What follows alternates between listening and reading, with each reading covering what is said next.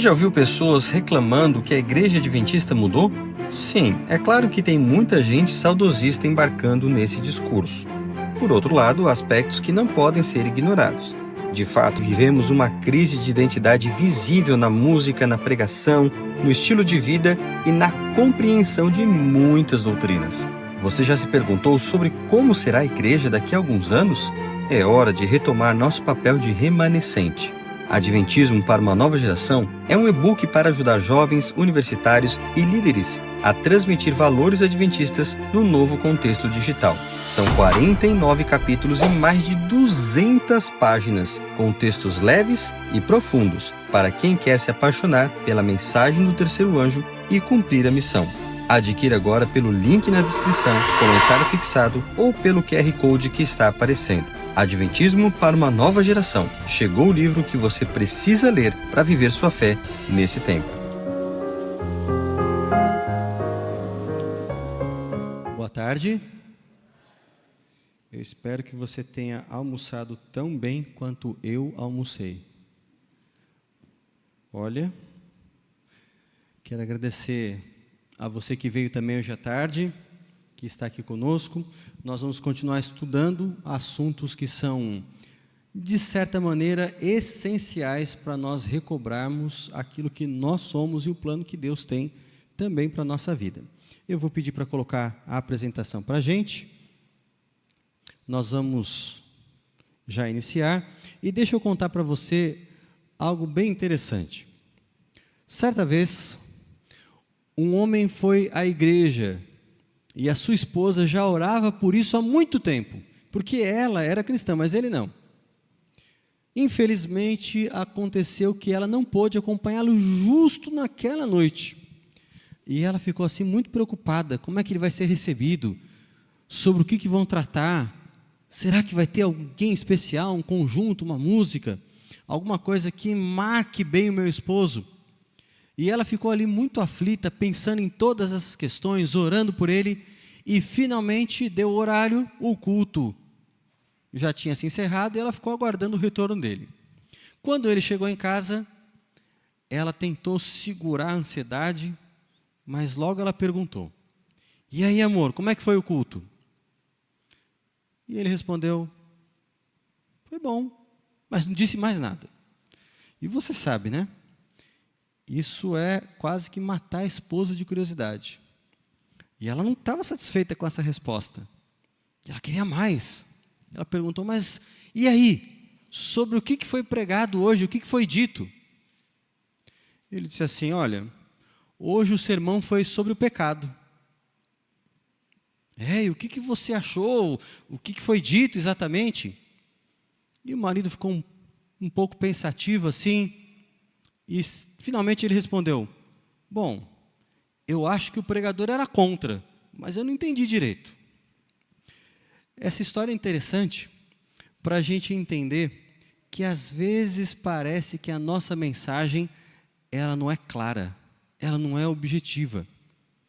E a gente tem que entender algumas coisas quando a gente fala de mensagem cristã, do objetivo para a gente existir, qual é o nosso propósito enquanto igreja, para que as pessoas ouçam aquilo que nós queremos dizer e não tenham dúvidas a respeito da nossa mensagem.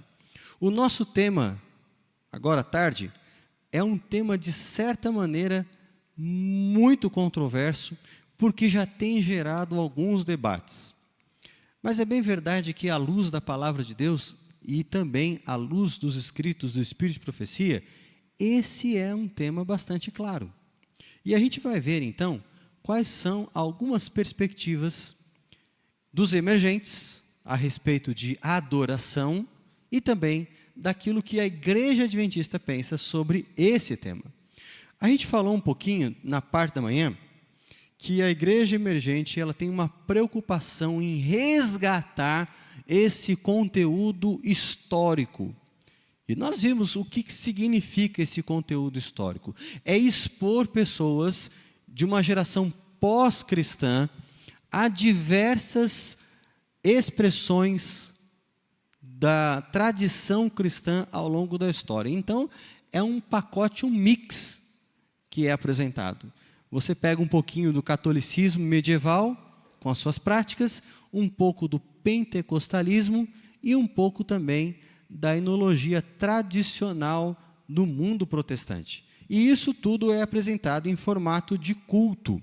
Portanto, a gente pode dizer que, na perspectiva emergente, nós temos esse repertório que vai daquilo que é clássico ao carismático. E eu preciso dizer para você que clássico aqui, quando a gente se refere a cristianismo clássico, a cristianismo tradicional, ele está no contexto da tradição católica, um contexto em que você percebe algumas práticas que são práticas altamente místicas, muitas delas provenientes de monastérios, onde se praticavam exercícios espirituais. Esses exercícios espirituais, eles começam a ser resgatados a partir de uma renovação litúrgica que tem início na Igreja Católica no século XVIII. Isso vai sendo emoldurado até ganhar um formato mais palatável, mais popular, por meio do Concílio Vaticano II.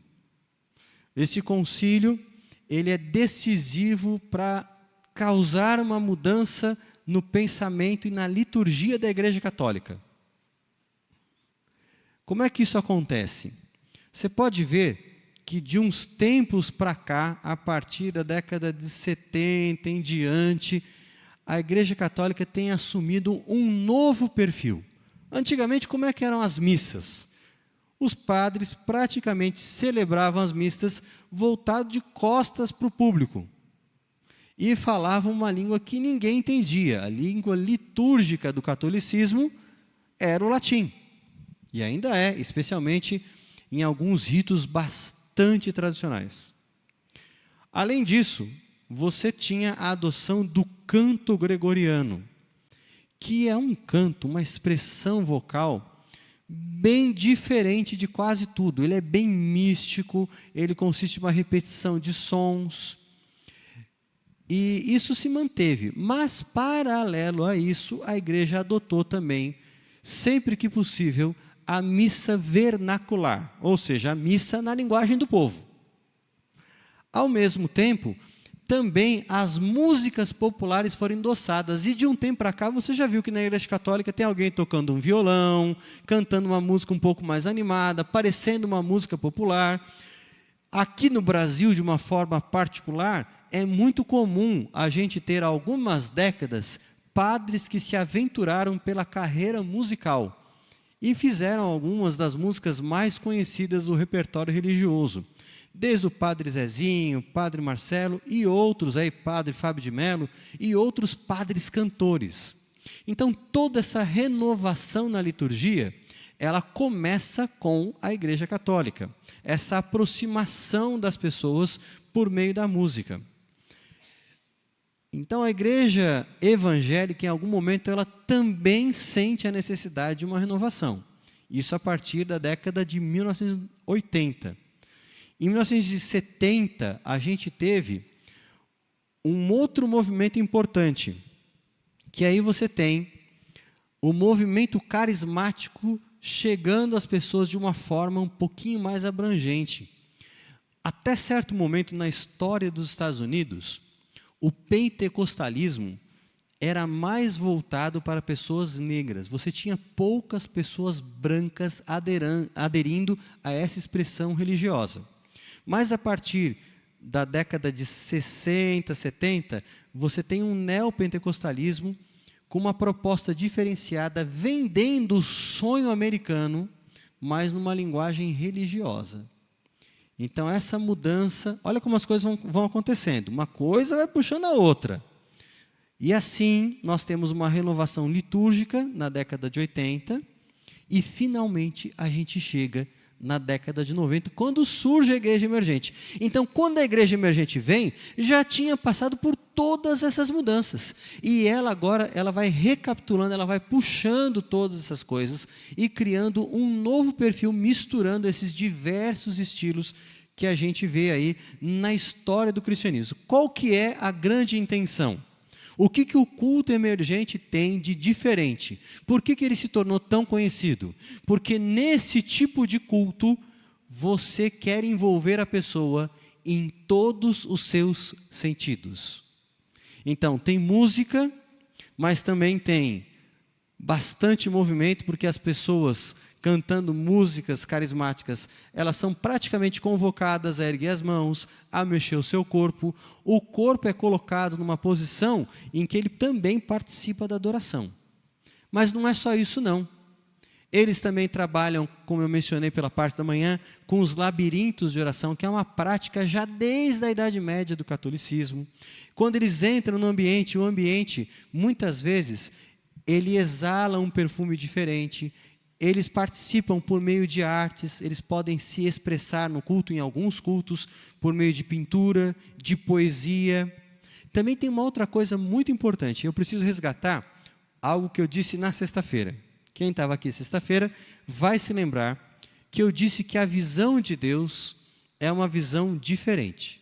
Deus é encarado de uma forma panenteísta. Você se lembra? O que é o panenteísmo para quem não estava aqui?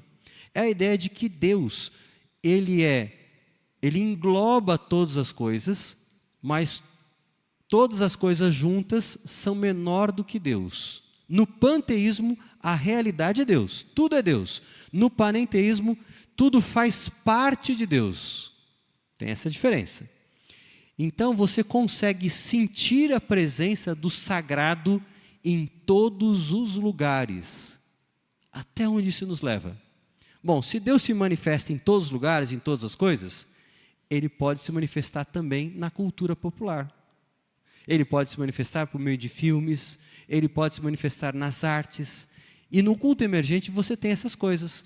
Você tem, às vezes, trechos de filmes, você tem o uso de músicas, mesmo seculares, porque, na verdade, tudo leva a Deus. Tudo acaba conduzindo a Ele.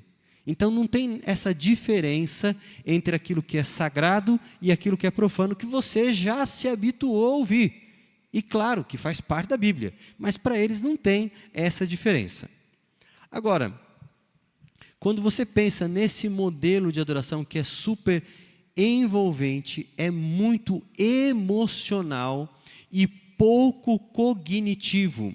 Há pouca coisa a ser ensinada, a ênfase não está no estudo da palavra. A pregação, em muitas dessas igrejas, ela se torna extremamente minimalista. É uma história que é contada para as pessoas e às vezes você lê alguns poucos versículos da Bíblia. Alguns até mesmo fazem menções a filmes e coisas da cultura e dessa maneira incorporam esses elementos no próprio sermão. Agora, quando você olha para a adoração adventista, a gente tem que se lembrar aqui de um texto que é capital para essa igreja. Apocalipse capítulo 14, verso 6.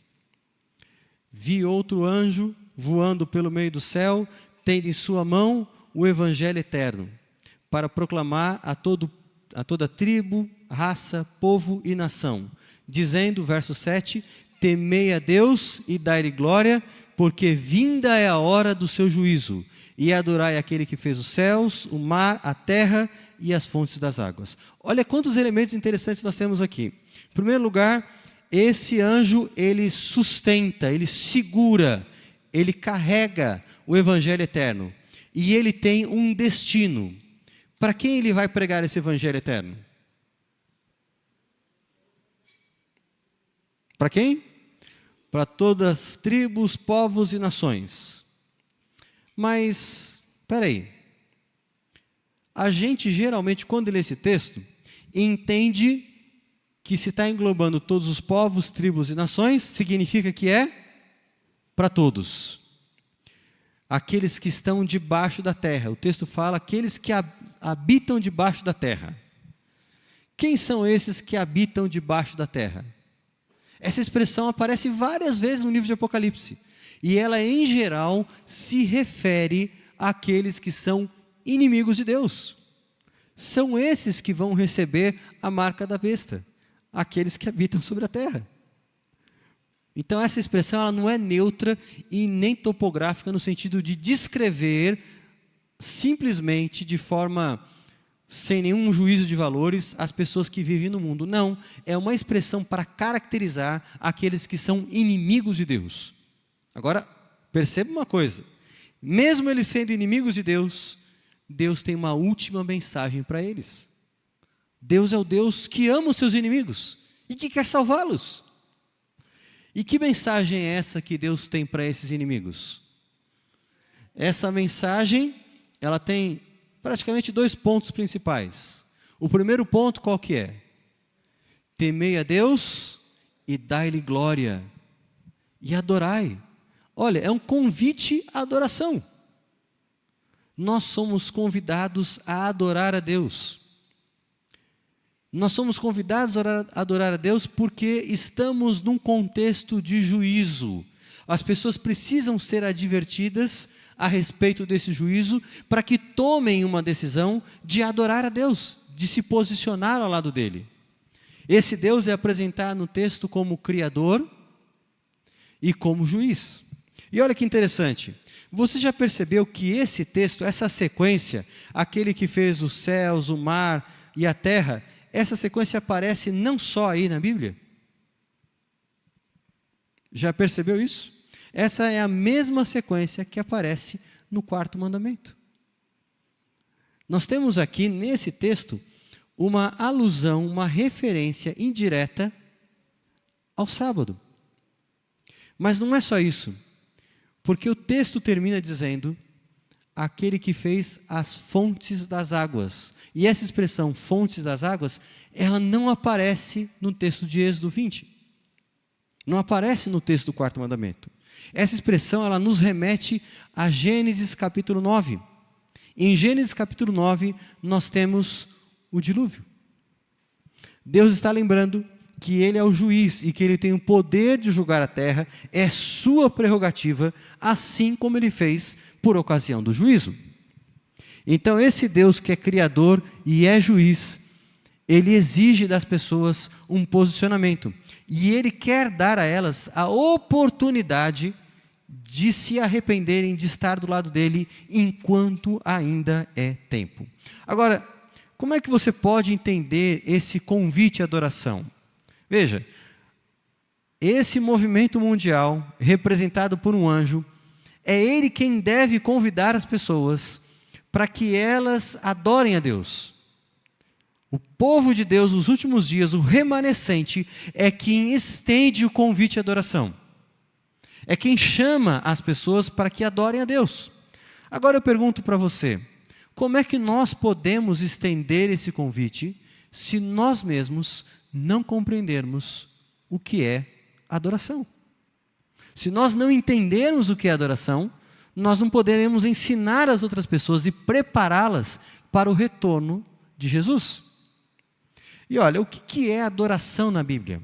Esse é um tema bem extenso, mas de uma forma sintética, a gente pode entender a adoração como um presente. Quando você vai comprar um presente para uma pessoa, de repente, do seu trabalho, ou naqueles amigos secretos de família que acontecem em final de ano, ou quando tem algum evento aqui na igreja, como é que você faz para escolher um presente? Bom, eu gosto muito de azul, então eu vou comprar um presente, uma camisa azul para essa pessoa que vai ser presenteada. É assim que você faz? Que critérios você usa para o presente? No gosto de quem você pensa ao escolher um determinado objeto ou uma peça de roupa? No gosto da pessoa. O presente é feito para agradar quem o recebe. Ele não leva tanto em consideração, ou não deveria levar em consideração, o gosto de quem está doando, mas o gosto de quem recebe. E se a adoração ela é um presente, ela tem que estar voltada para o gosto de Deus, ela tem que agradar a Deus, ela tem que corresponder a quem Deus é. Então a adoração, ela não pode servir como uma espécie de serviço que eu faço ao cliente. Deixa eu dar um exemplo para você. Você já deve ter ouvido falar de Rick Warren. Rick Warren é um pastor norte-americano muito conhecido. Ele fundou uma igreja, a Saddleback Church, que tem mais de 10 mil membros. Uma igreja só. E Rick Warren, no seu livro, Uma Igreja com Propósito, ele fala o que ele fez para selecionar e planejar o tipo de adoração que seria usada nos cultos da sua igreja. Ele percebeu que as pessoas da vizinhança, onde a igreja estaria localizada, gostavam muito de música country, rock. E ele pensou, bom, se as pessoas gostam disso, é isso que vai tocar na minha igreja. E então ele definiu a sua igreja dessa maneira, e ele mesmo afirma que hoje a sua igreja é o rebanho do rock. E muitas igrejas, quando vão planejar o seu perfil, a quem elas querem alcançar, elas pensam numa estratégia de marketing e aplicam isso à adoração. Nós vamos atrair pessoas, então precisamos de músicas que sejam compatíveis com aquilo que as pessoas gostam. E é assim que se pensa. Mas quando você olha para a Bíblia, a adoração, ela não tem que agradar àqueles que fazem parte do culto. A adoração, se é voltada para Deus, Ele é o objeto da adoração, é Ele quem vai ser homenageado, honrado, reconhecido e exaltar no nosso culto, a nossa música tem que ser feita para exaltar quem é Deus. E a Bíblia, em vários momentos, revela coisas importantes sobre Deus. Mas eu gosto muito de um texto bíblico, que é Isaías 57, verso 15. Eu quero que você abra a sua Bíblia nesse texto, Isaías 57, verso 15. Aqui você vai ver um contraste muito interessante, porque quando você pensa nos deuses da antiguidade, eles eram todo-poderosos, mas não relacionais, não pessoais. Esse é um tipo de Deus. Os deuses semitas são assim. Eles são muito poderosos, mas eles não se relacionam com as pessoas. Talvez um exemplo disso é aquilo que você vai encontrar em Daniel capítulo 2. Eu sei que quando você olha para Daniel capítulo 2, você pensa em estátua. Mas volta um pouquinho. Antes de chegar na parte da estátua, você se lembra que Nabucodonosor teve um sonho. Quando Nabucodonosor tem um sonho, ele chama a quem em primeiro lugar? Os seus sábios. E quando ele fala assim para eles, eu tive um sonho, e eu quero que vocês agora interpretem meu sonho. Falou, rei, mas espera aí, não é bem assim que funciona, não é assim que a banda toca. Primeiro o senhor fala o sonho, e aí a gente entra com a parte da interpretação. Combinado? O rei falou, nada a ver. Não. Se vocês são bons mesmo, eu quero que vocês digam o sonho e a interpretação. Mas rei, isso aí que o rei está pedindo é impossível. Esse tipo de coisa, somente os deuses é que sabem. Mas os deuses não habitam com os homens. Deuses poderosos, mas não pessoais. Esse é um tipo de Deus. Mas você tem um segundo tipo de Deus. Os deuses ocidentais, como os deuses greco-romanos, por exemplo. Esses deuses, eles são muito pessoais, mas eles não são todo-poderosos, eles são limitados. Eles são mais poderosos que o ser humano, mas eles têm limites. Um exemplo de como esses deuses são extremamente pessoais e se relacionam com o ser humano é Zeus. Olha só, Zeus é um deus muito pessoal. Ele vem constantemente à Terra para ter um filho com uma mulher diferente. Que é um Deus mais relacionável do que esse? Então você tem esses dois tipos de deuses. Mas aí eu pergunto para você, e o Deus da Bíblia? Em qual dessas categorias ele entra? Ele é um Deus todo-poderoso que não se relaciona? Ou ele é um Deus limitado que se relaciona? A resposta está aqui. Isaías 57, verso 15. Olha o que a Bíblia diz. Isaías 57, verso 15. Porque assim diz o alto e sublime, que habita na eternidade, cujo nome é santo. Percebeu? Esse Deus aí é poderoso, é tremendo. Olha que progressão de frases, de conceitos. Um Deus que está no lugar mais exaltado, um Deus que habita no trono mais alto, um Deus incrível. Mas olha como o texto continua: habito num lugar alto e santo, e também com o contrito e humilde de espírito, para vivificar o espírito dos humildes e o coração dos contritos. Esse Deus, Ele é poderoso, infinitamente poderoso? É. Mas Ele é pessoal? É. É o único Deus na história que conjuga as duas coisas. Ele é todo poderoso, infinito, mas Ele também se relaciona. Aliás, se você voltar para Daniel 2, quando ele finalmente aparece diante de Nabucodonosor, sabe o que ele fala? Quando Nabucodonosor pergunta, você vai conseguir interpretar? Ele fala, eu não, mas há um Deus no céu, um Deus no céu, um Deus poderoso, mas que revela mistérios, que se relaciona. Esse é o Deus da Bíblia.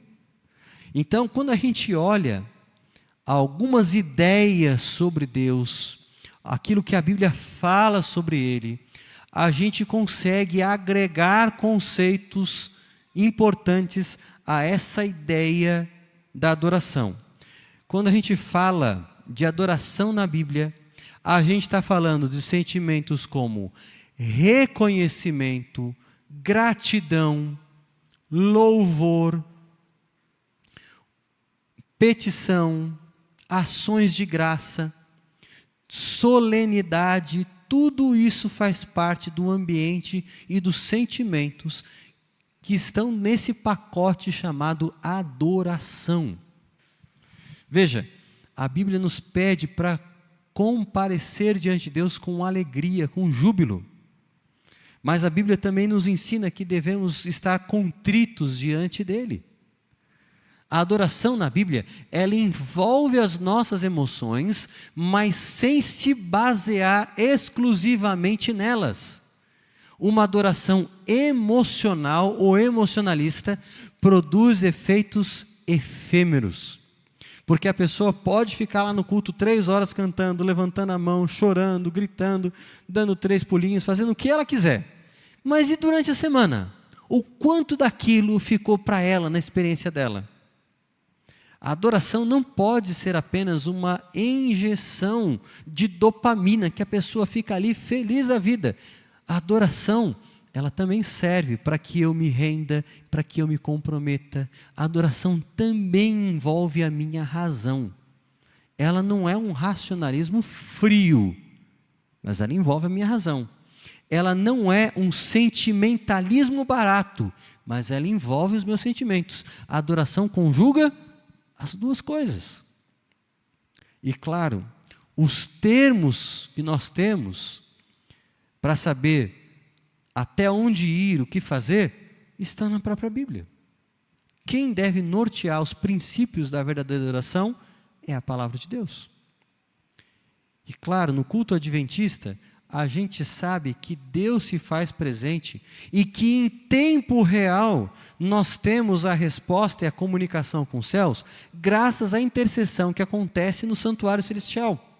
A intercessão do santuário é a atualização da obra de Cristo na nossa vida. Para nós, Jesus não é apenas aquele que um dia, há 2000 anos, morreu. Ele também não é aquele que um dia vai voltar e a gente está aguardando.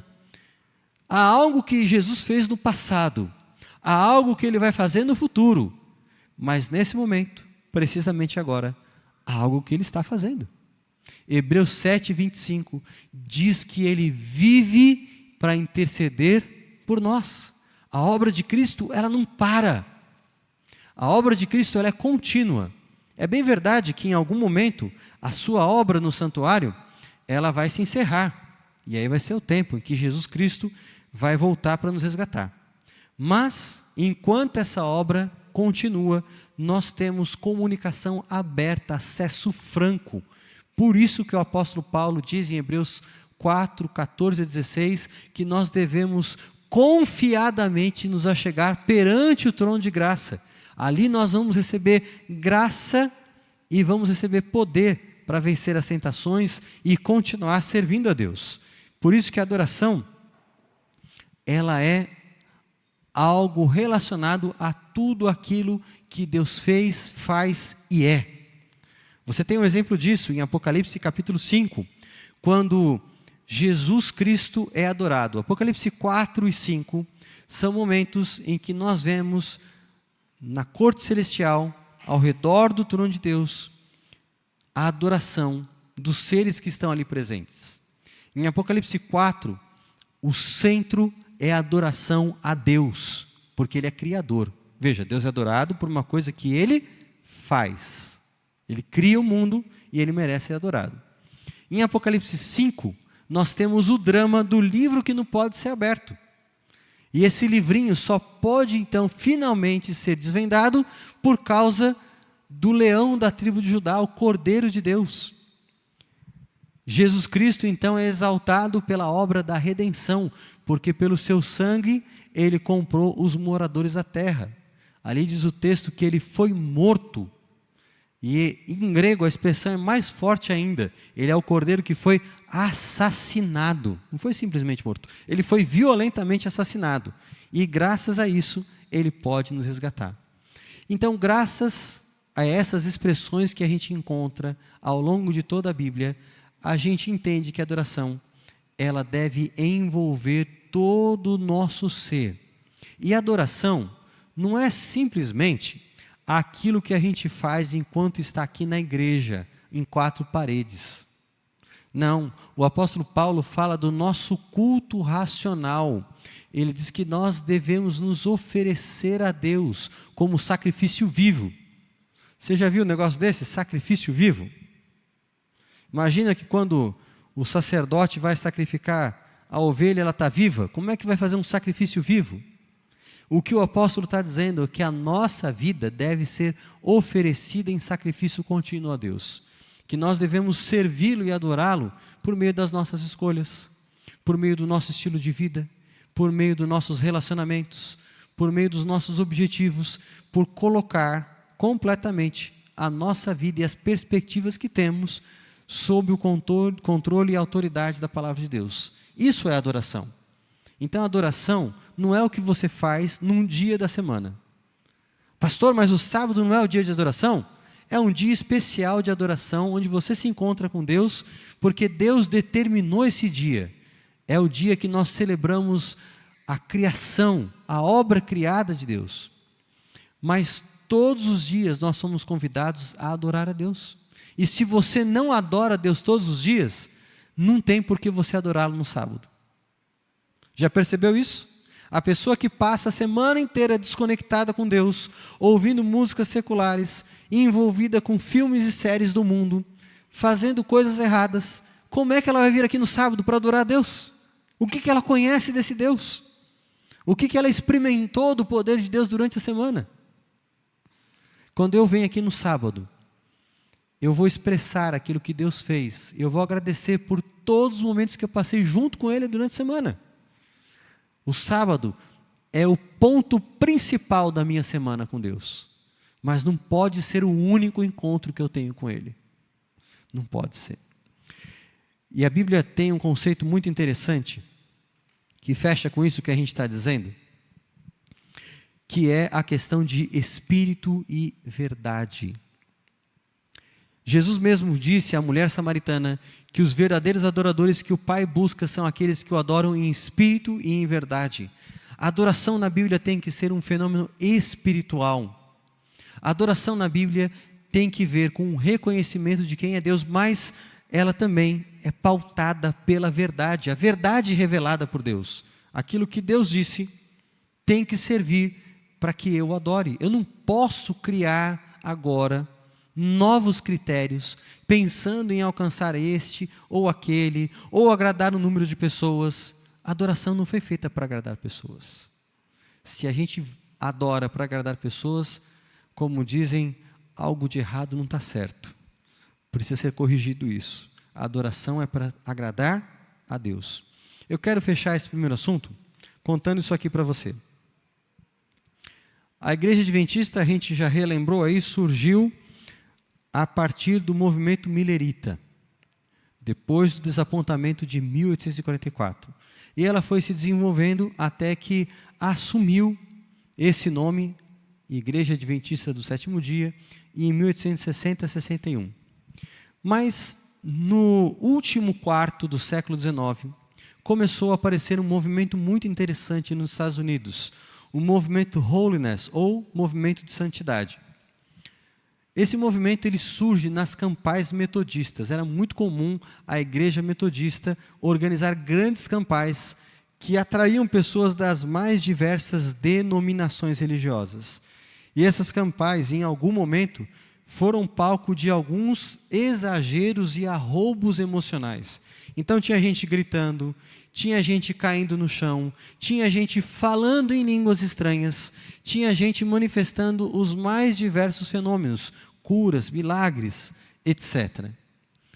O movimento de santidade, ele é precursor do pentecostalismo. A gente não tem igrejas pentecostais antes do início do século XX, mas as características são muito semelhantes e é isso que vai depois dar origem ao movimento pentecostal.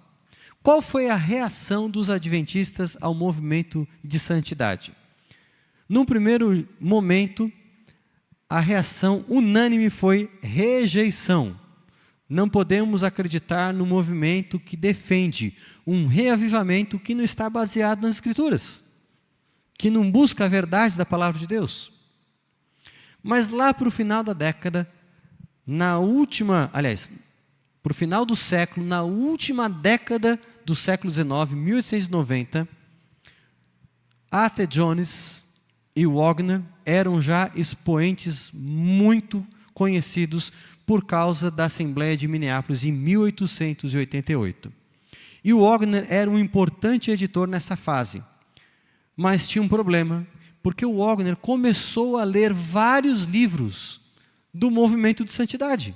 E ele começou a incorporar o mesmo tipo de linguagem que eles usavam, as mesmas expressões, as mesmas ênfases. E ele começou a escrever uma série de editoriais que sempre terminavam com a expressão: receba agora o Espírito Santo. E a coisa foi cozinhando. Até que começou-se um movimento buscando reavivamento por meio de alguns evangelistas, e um deles era Bullinger, que depois, no século XX, vai se voltar contra a igreja adventista. Vai negar a doutrina do santuário. Mas nessa fase, ele era um obreiro, um pastor, evangelista, e ele começou a pregar sobre o Espírito Santo, a falar sobre o batismo do Espírito Santo, nos mesmos moldes e seguindo a influência de Wagner. Até que, finalmente, na virada do século, uma associação de adventistas nos Estados Unidos começou a adotar essas medidas e promover encontros. Eles diziam, durante o momento em que eles cantavam, e cantavam músicas com bastante barulho, com instrumentos musicais ruidosos, e algumas pessoas que estavam ali, elas começavam a ter reações muito parecidas com aquilo que você via nos cultos do movimento de santidade. As pessoas começavam a cair, e quando alguém caía no meio do culto, eles paravam tudo: opa, fulano caiu, vem cá, traz ele para frente. Pronto, ele recebeu o batismo do Espírito Santo. Ele está limpo, a carne dele está santa, ele está pronto para ir para o céu, para ser trasladado. Então eles mesmos ali chamavam esse pequeno movimento de cleanness, um movimento de limpeza. Mas ele entrou para a história do adventismo como carne santa. Em algum momento, Haskell e sua esposa, que eram administradores da igreja, eles são convidados a assistir uma dessas reuniões, e eles ficaram horrorizados com o que viram. E resolveram escrever uma carta para Ellen White. E essa carta, ela teve uma resposta. Ellen White, nessa época, estava na Austrália, e ela escreve que as coisas que eles relataram como tendo ocorrido em Indiana, o Senhor já havia mostrado para ela. Ela disse que essas manifestações com gritos, com tambores, essa algazarra, não podia ser obra do Espírito Santo. E se ela dissesse somente isso, já seria alarmante. Mas Ellen White continua, e você pode ler depois da sua casa. Está em 2 Mensagens Escolhidas, página 35 em diante. 2 Mensagens Escolhidas, página 35 em diante. Ali ela fala que as coisas que aconteceram em Indiana, Deus havia mostrado para ela que se repetiriam antes do fechamento da porta da graça. Haveria gritos, algazarra, sons, e isso seria chamado operação do Espírito Santo. Mas de uma forma muito categórica e inequívoca, ela diz assim: mas o Espírito Santo não trabalha dessa maneira, por meio de barulhos e confusão. Ele trabalha com silêncio, ele trabalha para alcançar a mente de pessoas racionais. Então, de alguma maneira, Satanás, ele sempre lutou para introduzir no adventismo uma espiritualidade carismática. Mas eu fico feliz, porque essa igreja é uma igreja que ao longo da sua história tem procurado manter alguns princípios bem claros. E se você abrir o manual da igreja, mesmo na última edição, na edição de 2022, ali ainda continua se dizendo quais ritmos e estilos musicais são inapropriados para a igreja. E você pode consultar o manual. Isso não é a opinião minha como pastor dessa igreja, mas é a opinião da igreja. A igreja tem documentos sobre música, um de 1977, um de 2005. Esses documentos, eles reafirmam esses princípios que nós encontramos no Espírito de Profecia. E eles nos ajudam a entender que nós precisamos vigiar para que a nossa adoração, ela não decaia no mundanismo e no misticismo que a gente vê em muitas igrejas, inclusive nas igrejas emergentes. Eu quero só terminar quero terminar com uma coisa. Existe um artigo de Hans Stefani, um adventista, que ele fala sobre música e ecumenismo. Esse artigo é do final da década de 80. E ele diz assim, que talvez a música se torne uma ferramenta de ecumenismo. Talvez as pessoas, por ouvirem a mesma música cantada em diversas denominações diferentes, elas se habituem e pensem, não, se está tocando a mesma música, esse é o meu lugar, eu posso ficar aqui, não faz diferença. E a música, ela tem sido usada como uma ferramenta ecumênica. Quando a gente olha para os efeitos da atuação da igreja emergente, derrubando barreiras e aproximando diversas tradições do cristianismo, como que querendo dizer, olha, vivemos numa sociedade pós-cristã, então temos que nos unir para alcançar essas pessoas, temos que ser um cristianismo só. Quando a gente olha esse tipo de iniciativa, a gente percebe que aí mora o perigo. Mas pastor, é errado as igrejas se unirem? Não seria. Se fossem para se unir, para seguir aquilo que a Bíblia fala, seria maravilhoso. E é para isso que nós somos chamados como remanescente, para convidar essas pessoas sinceras de várias igrejas, para se unirem a nós. Porque Deus tem um plano para essas pessoas. Apocalipse 18, verso 4, sai dela, povo meu. Mas infelizmente, boa parte do movimento ecumênico não está interessada em se unir para falar as verdades bíblicas, mas para se unir em pontos comuns de suas próprias tradições, pontos que contrariam aquilo que a Bíblia nos ensina. Então, quando a gente olha para esse tema da adoração, ele é um tema de controvérsia, é um tema que está, de certa maneira, relacionado ao conflito dos últimos dias. E cada um de nós precisa ter conceitos bem claros a respeito do que realmente a Bíblia e os testemunhos ensinam sobre adoração. Mais uma vez, a gente está diante aqui de uma grande cilada, de uma armadilha. O caminho da igreja emergente é um caminho completamente danoso, maléfico e diferente daquilo que é o plano de Deus. Que Deus abençoe você para que você tenha discernimento, para que você viva como um verdadeiro adorador, estudando, conhecendo e praticando a verdade que Deus tem para esse tempo.